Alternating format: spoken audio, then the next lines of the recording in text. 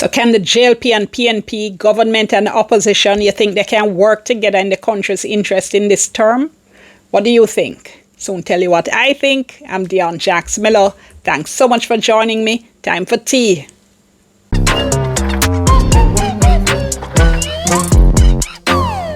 All right, so can they work together? Well, I guess they can. Will they work together? I'm not very optimistic about that. I'll soon tell you why. Let me say, first of all, I'm not one of those people who think that both sides must always come together and sing kumbaya and do everything together, and opposition must automatically support what the government is doing. Because I like when they're on opposite sides, all right? I like the fact that both sides are watching each other, monitoring each other. I think that's very important in our system of government. I think it's important to have the opposition acting as a watchdog for the people's interests. Having said that, there are obviously lots of times they do need to work together in passing legislation, especially legislation of broad national importance. I mean, areas like health, areas like education, where you want a continuous program that moves the country forward. You don't want the kind of stop-start you get when you change government and then the new government decide they want to start from scratch on whatever it is. One of the most important areas on which they have to work together is constitutional reform. Now, constitutional reform goes way further than whether or not we want to remove the king as our head of state, but let's just use that because that's the example most people are probably most fixated on right now. Now, to remove the king as Jamaica's head of state, we need both government and opposition voting together, plus the people saying yes in a referendum. Now, we need a 2/3 majority vote in the House of Representatives, that's the MPs, and then a 2/3 majority vote in the Senate. So, as I said, you need both government and opposition to vote together, and then we, the people, get to vote in a referendum. Now, this didn't happen in the last term. Can it happen in this one? Again, not optimistic. I'll tell you why. And by the way, I would really love to have to come back and do a video and say, hey folks, guess what? I was wrong. They found a way to work it out. They found a way to work together. We're going to be removing the king as head of state. I would love to be able to do that. So why am I not optimistic? All right. First of all, they don't trust each other.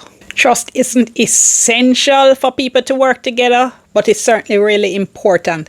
And the two of them together do not give off trust vibes. The JLP thought during the last term they would be able to remove the king as head of state as part of their constitutional reform process. Except the PNP came out and said, nope, not going to do that because we think you need to remove the Privy Council as our final court of appeal at the same time we're removing the king. Government says no, we're not dealing with the Privy Council now. That's for phase 2. Phase 1, we just want to remove the king. PNP said no, you want to buy puss in a bag. All right, clearly my words, not theirs, but that's what they meant. Because what the PNP is saying is that phase 2 might come, by which time anything can happen. Government can change their mind and say, all right, we're not doing that after all. Or the government could insist on having this referendum, which is not necessary, but which they insist they are going to have in that case. And especially because of the very mixed signals the government has been giving on this idea of the final court and what our final court should be or should look like, people could very well vote no in a referendum. In my view, the PNP played this all wrong. If you have a non-negotiable term, right, before you start the discussion and before you start the conversations, you make the country, you make the government, you make the JLP know this is my line in the sand. I am not saying I think they should not have participated in the Constitutional Reform Committee. I absolutely think they should have, but I think they should have done it on terms that would indicate from the very beginning that, all right, we're there for talk, but if at the end of the day you haven't agreed to remove the Privy Council at the same time as we're removing the king, we are not going to be in agreement. That way nobody can say you try blindside them, right? Or trying to sabotage the process, because everybody would be very clear from the get-go what your position is. So the government is saying they sabotage the process, and right now anything you talk about constitutional reform, government say, well, we haven't made any progress because it's PNP fault. I don't know what kind of political strategy that was by the opposition. I thought that was nonsense. So what we have now is people that carry problems and carry feelings and lack of trust carrying over from the last term into this term. Now, the Prime Minister did say in his swearing-in speech that he wanted to work with the opposition, and I did a whole video on what I thought about his swearing-in speech. I'll link it down below. You can check it out as well at the end of the video. I recommit to leading an inclusive and consultative government. I extend my hand to the Leader of the Opposition to create a space for the national interest. Mark, let us partner together to complete the work we started on making Jamaica a republic. All right, but I still think they got off to a bad start, not even counting all the shade the Prime Minister was throwing all during his speech. Because my second reason I think they'll have trouble working together is the election of Juliet Holness, the wife of the Prime Minister, as a House Speaker. I did a whole video on this as well, so I'm not going to repeat myself here. Again, I'll link it below and at the end. But let me just say this though.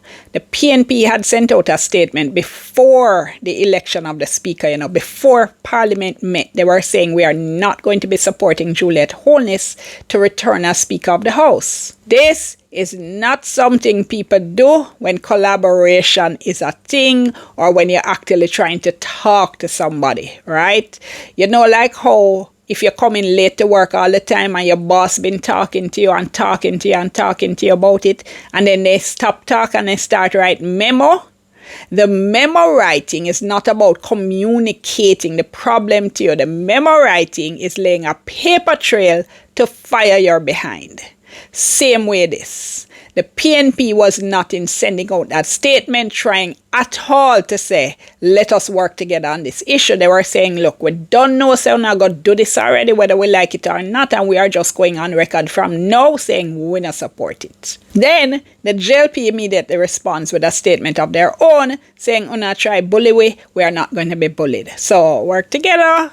The Prime Minister in his inaugural address at King's House emphasized the importance of the country coming together, of unity, and so on. And I think nobody in Jamaica would express a contrary view. Unity is strength, and we must all strive for it. However, it cannot be achieved by platitudes or just empty words. One hand can't clap. And it is important, if we want to build consensus around important topics, that there be some action, some actual tangible effort to achieve consensus.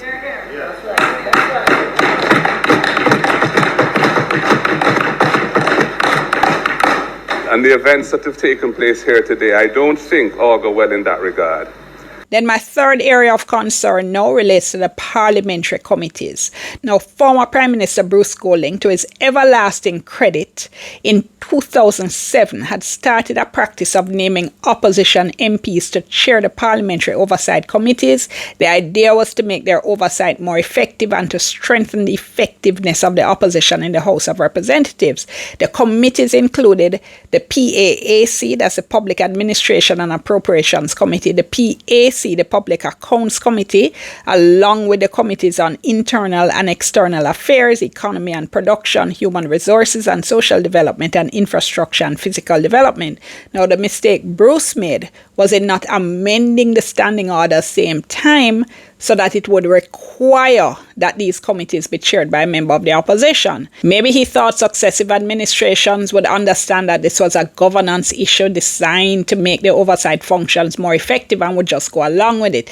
And that is what happened until 2020, when the Holness administration said, we're done, not doing that anymore. They said it wasn't working, that the committees weren't meeting, and that only the PAC and the PAAC going forward would be chaired by an opposition member. Now, the Chamber of Commerce had sent out a statement saying they were supporting a compromise position that had been put forward by National Integrity Action, because NIA, National Integrity Action, was saying, okay, if the concern is that the opposition members are chairing and the committees aren't meeting, let's agree that the committees are going to meet once a month at least, and also let's have a deputy chair from government, so that way if the opposition chair is actually not calling meetings, the deputy chair can take over and call the meetings. Sounded like a reasonable proposal to me and obviously to the Chamber of Commerce, but the government didn't take it on. Now, opposition leader Mark Golding has already called for the practice to resume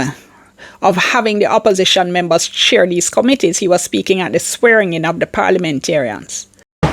Within the Parliament itself, I would ask that the Prime Minister reinstitute the system of chairmanship of the House committees, which was established in 2007 and continued through 3 successive governments, including the first of his terms in the current 3-term cycle, but was discontinued in 2020.